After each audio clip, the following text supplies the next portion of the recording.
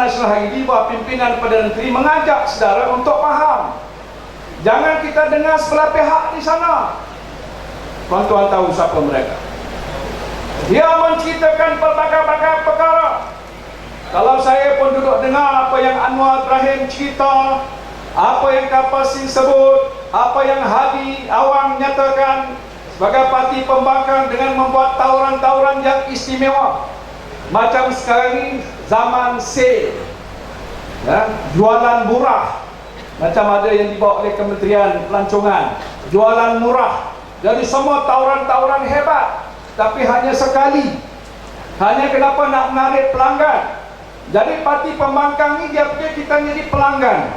Dia membuat tauran-tauran yang menarik. Nak hapuskan PT-PTN semuanya percuma, bagi air percuma, makan percuma, pakaian percuma, kulluhum ajmain percuma belaka. Kalau tuan-tuan dengar tu seronok. Saya pun dengar, kalau saya tak fikir secara rasional, saya kata itu yang terbaik.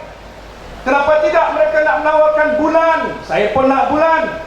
Mereka menawarkan bintang dan matahari. Saya pun nak bintang dan matahari. Kalau boleh jatuh ke riba saya. Boleh tak begitu? Tetapi kita tahu waktu-waktu zaman dekat-dekat dengan pilihan raya ini, berbagai-bagai tawaran istimewa dibuat. Potongan peratus, 100% potongan. Bukan 10% lagi, bukan 20%. Kalau BN bagi 20, kami boleh bagi 30%. Kalau BN berbagi prim 500, saya kalau menang boleh bagi 3,000 pada tuan-tuan dan puan-puan. Tapi kami dalam Kerajaan Barisan Nasional bila berbuat sesuatu kena timbang betul-betul. Jangan hanya tujuan untuk menarik sokongan politik, kita menawarkan segala-galanya.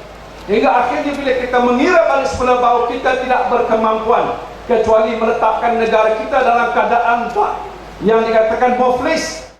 Nah, tadi Rizal Man cakap soal nak bina warung, tapak, minta dengan saya, minta dengan wakil rakyat parlimen tu, Dato' Razak. Betul tak begitu? Kalau tidak nak apa jadi wakil rakyat kita. Tapi hidung pun tak nampak, pipi pun tak nampak. Dia sibuk dengan Selangornya saja. Selangor pun dalam keadaan caca merba dibuatnya. Bukan kita tak tahu. Ada orang kata bila sibuk dengan pilihan raya, dia kata Barisan Nasional sama dengan barang naik. BN is equal to barang naik. Barang siapa naik? Dia kata Barisan Nasional adalah parti tak bertanggungjawab.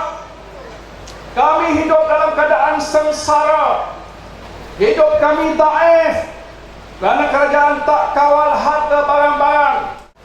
Kalau nak dibandingkan dengan Malaysia, dengan apa yang berlaku di banyak negara, baik di rantau kita ataupun negara-negara lain di dunia, tidak ada sebuah kerajaan.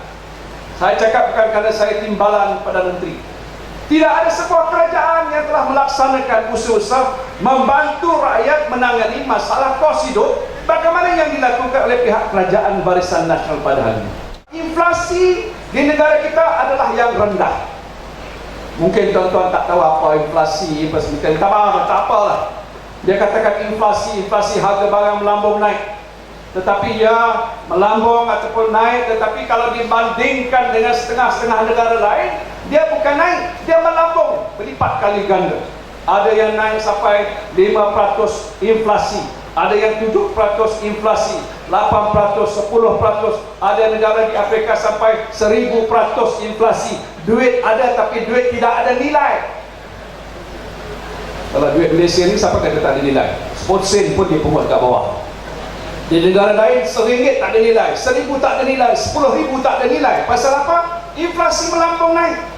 Sebab tu di Malaysia harga gula lebih rendah daripada negara Thailand yang jadi negara yang ke-6 terbesar pengeluar gula, Thailand. Tapi orang Thailand datang ke Kelantan beli gula bawa masuk ke Thailand kerana harga gula di Kelantan di Malaysia jauh lebih rendah daripada harga gula di Bangkok ataupun di negara Thailand. Kerajaan bagi subsidi hampir setengah bilion 1 tahun. Kenapa? Nak tentukan rakyat jangan bayar harga gula terlalu tinggi. Satu. Minyak. Yang tuan-tuan bila habis bangun pagi tengok kita punya meter ketika nak habis, pergi ke stesen minyak. Tuan-tuan tak tanya daripada tokek tu, tolong isi minyak atau bayar saja. Tuan-tuan tahu tak bagi setiap liter berapa banyak kerajaan tanggung dari sisi subsidi? Satu bulan Perdana beritahu pada kabinet 2 bilion ringgit. Satu bulan, satu tahun 2 kali 12 berapa? Saya pun tak pernah kira. 24 bilion satu tahun untuk subsidi untuk minyak sahaja. Hingga ada yang menuduh bahawa PN adalah barang naik, maka itu adalah tuduhan yang melampau, yang tak betul.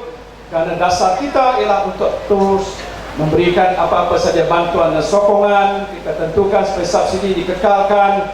Walaupun kita terpaksa menanggung kos yang tinggi, setidak-tidaknya rakyat tidak terbeban dengan kos yang terlalu besar yang terpaksa mereka tanggung untuk kehidupan mereka setiap hari.